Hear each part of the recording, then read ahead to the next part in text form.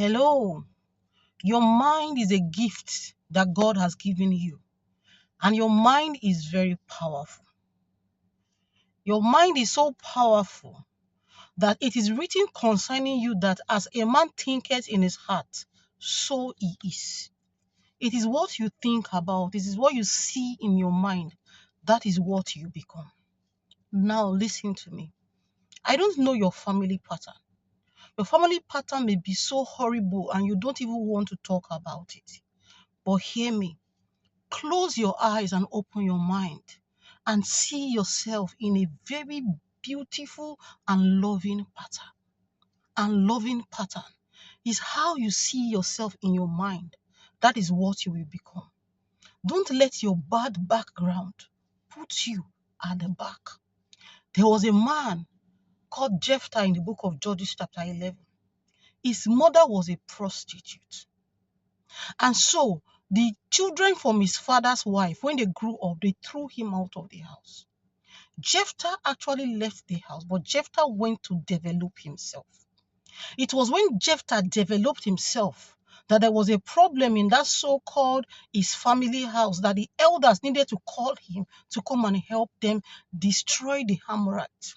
Listen, you must make sure, even in your mind, even in your character, you change the family pattern in your family. If you see in your family that nobody gets to SS3, nobody writes WAEC, nobody writes JAM, you make sure, in as much as your mind is seeing yourself graduating from the university, becoming who you want to be, becoming a medical doctor, becoming an AI expert, becoming an engineer, as long as your mind has reached there, now start to work it out with your character. Sit down, read your books. Make sure you pass your WAEC, you pass your JAM, and you enter into the university. Had it been Jephthah did not work on himself, they would have come back and told his brothers that sent him out of his father's house that he was a useless person. Do you know in the book of Judges chapter 5 verses 7, there was a woman called Deborah. Let me read the story to you. The inhabitants of the villages rather ceased. They ceased in Israel until that I, Deborah, arose, that I arose a mother in Israel. Until I, Deborah. What is your name? Why are you letting the wrong family name change your own name? What is your name? At this point, I would like to talk to those of you that change your name to nicknames and people can't trace you. Sometimes I used to wonder, I want to use the example of Moses Bliss. That is not his real surname. When the Lord is lifting you up, don't use nickname to remove your name. The Bible said here, I, Deborah, arose. Then there arose a mother in Israel. I am telling you now that it is time for you to arise for your family. That negative family pattern that nobody ever wears white wedding gown in your family lineage. You can stop it. First of all, in your mind, put on your wedding gown. Then in your character, make sure you live a life of God so that you don't go into the world and start to have premarital sex and start to have children, and thereby the man is reluctant to marry you. Sometimes our character needs to align with our mind. I know the family pattern is there, but you must first of all change it in your mind and change it in your action. There's another popular guy. His name is called Dickin Famous. I just wonder, what is his surname? What is his real name? Be very intentional about your name.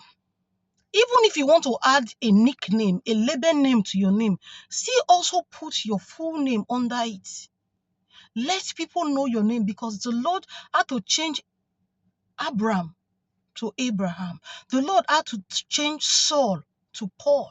So don't use nickname and just cut off a legacy in which people cannot find you. They cannot trace you. They cannot help your children. David said, is there anybody from the house of Jehoshaphat so I can help him? Imagine there was no name. Imagine it was a nickname. They were calling him JJ. If they say, is anyone from the house of JJ? Nobody knows JJ. So be very intentional about your name. If you go further in Judges chapter 5 verses 12, the Bible said, awake, awake, Deborah, awake Awake, utter a song, arise, arise. Now I'm telling you to awake. Shift your mind first of all to who God says you are. Shift your mind to what you want to become. If you know that you are going to take your wife to New York City for lunch, even though you are sitting in one local mama put in Nigeria, tell your wife, see yourself in that restaurant in New York City. I am going to take you out there one day. You must change in your mind. And when you change in your mind, God will make sure that nature fights for you. Even when men refuse to help you, the angel of God will curse them because they refuse to help you. That is just the truth about life. In verses 20 of Judges chapter 5, it reads, they fought from heaven. The stars in their course fought against Sisera.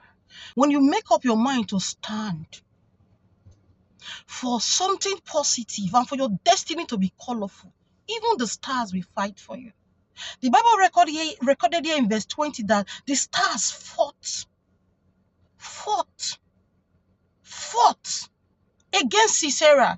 And if you go further in verses 23, when Meroz refused to help the children of God to fight, the Bible recorded here that, curse ye Meroz, said the angel of the Lord, curse ye bitterly the inhabitants thereof, because they came not to the help of the Lord,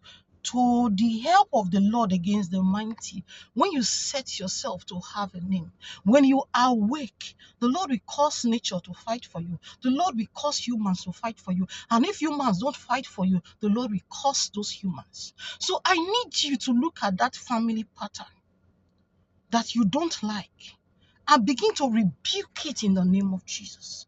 Even as you rebuke it, look at the way, this family pattern. There are still ways your father, your mother behaved. Look at how your mother was behaving. Look at how her sister was behaving. There's also a pattern of behavior. So in as much as you are casting it in the spirit, with your mind, you must say, I don't want to be like this. So you must prayerfully take yourself away from those characters that don't align. Deborah, what is your name? Have you made up your mind that you are going to dare to be different? Jephthah dared to be different. Don't sit down and say, that's why they be for our family, nobody they live long. No. Maybe the sugar consumption is heavy and you need to stop yours. Dare to be different. This is a message from the heart of God. My name is Aleladia. I'm just a messenger and an errand runner from Jesus Christ to you. The Lord has spoken once, twice you should hear. That power belongs to God. I'll see you on top. Bless you.